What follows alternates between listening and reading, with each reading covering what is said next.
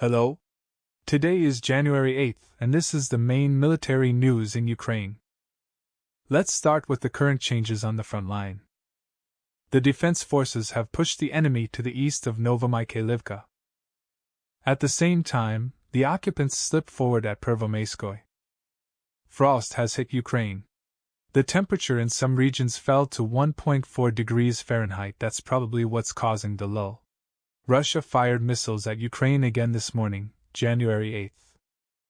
Consequences of the missile attack on Ukraine: Russian terrorists killed 4 people and wounded 38 others. 18 out of 51 missiles launched today at Ukraine managed to shoot down our air defense. The AFU Air Forces reported that they managed to shoot down 18 out of 51 missiles launched by orks. We managed to shoot down 18 cruise missiles Kh-101. X-555 X-55 out of 24, as well as 8 Shahid drones.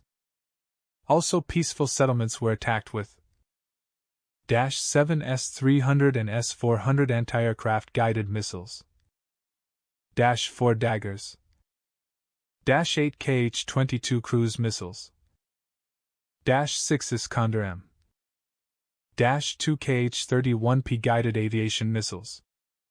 Critical infrastructure, civilian and industrial facilities in Zaporizhzhya, Kharkiv, Dnipropetrovsk and Khmelnitsky regions were attacked. But not all the missiles that could not be shot down reached their targets, the Ukrainian armed forces reported. Russia has learned to circumvent sanctions. Zelensky.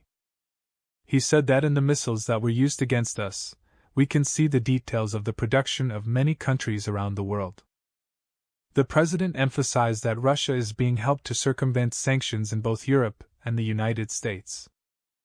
He called on the world to pay attention to this. Ukraine may go on the offensive after receiving F-16 planes from Norway in the coming months, German publication Welt has said. From the Ukrainian bridgehead on the left bank of the Krynuk River to Crimea is only about 60 kilometers. According to the publication, Crimea remains one of Russia's most problematic areas. The AFU is actively destroying air defense and radar stations there. Russian RB systems are capable of effectively shooting down precision-guided missiles, particularly HIMARS and Excalibur. The Russian Federation retains a significant advantage in RB systems as it has invested heavily in this area for more than 10 years. The Russians are capable of deploying RB systems across most of the front line, in some cases down to platoon level. Russia is increasingly using RBs to throw HIMARS and Excalibur off course and to simulate missile launches to confuse air defense. RB is one of the strongest threats to the AFU on the battlefield and at the strategic level. Soldiers fighting on the Eastern Front say the war has become more dangerous as Russian forces advance. NYT. The main thing from the article: a platoon commander in Ukraine's National Guard said that a plot of land 100 to 200 meters square is always captured and recaptured. It's like a ping-pong game, he said. According to the commander, the Russians began to use tricks, playing old recordings of drone attacks to make Ukrainian soldiers think they were under attack, so that our soldiers would come out of their trenches and reveal their positions. The use of Russian UAVs has forced the Ukrainian armed forces to largely abandon their equipment on the front lines and operate on foot. The Ukrainian armed forces often use drones instead of artillery, as there are fewer and fewer shells. According to soldiers, only 1 in several drones hits the target, and many are lost due to interference. The intelligence commander of the 117th Brigade said that we have enough weapons, but the Ukrainian armed forces lack people.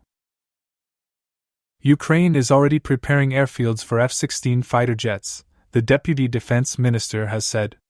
They are being prepared under conditions of constant combat use, and air defense is being strengthened around them.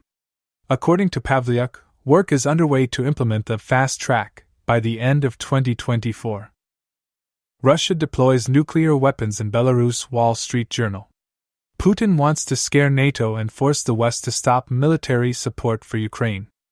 General Staff of the Armed Forces of Ukraine. Over the last day, 35 combat engagements took place.